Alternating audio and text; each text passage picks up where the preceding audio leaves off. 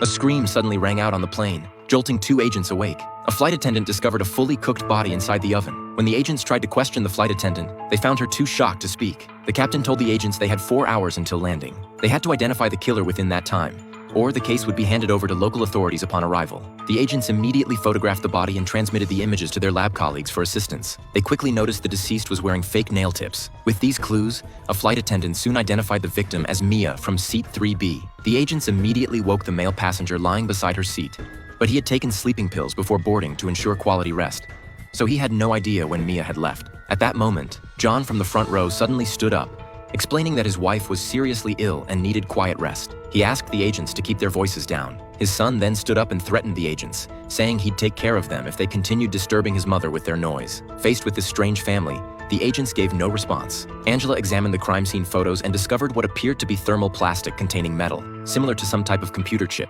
To find pre-mortem injuries, the medical examiner had to separate the remaining muscle tissue from the skull. They discovered an indentation in the occipital bone, indicating Mia had been struck by an object. The agents borrowed baby powder and toothpaste from passengers, mixed them together, and applied the mixture to the skull, successfully creating a mold of the murder weapon. Camille noticed pink discoloration around Mia's abdominal muscles, indicating blood was still flowing before she was burned, meaning Mia was still alive when thrown into the oven. The agents then noticed the oven's edge handle perfectly matched the impression on the mold. It appeared the killer first stabbed Mia with the computer chip-like object, causing her to lose balance, then pushed her so that her head struck the oven handle. To destroy evidence, the killer threw the severely injured Mia into the oven. They then spotted a bandage on the floor. Based on the overlapping coverage area, Angela determined it belonged to a large man. The adhesive's detached portion was bent at 90 degrees, suggesting the person suffered from tendinitis in their fingers. To identify the killer, the female agent had all passengers raise their hands. After inspection, they successfully found a man with an injured finger. However, no matter how they questioned him,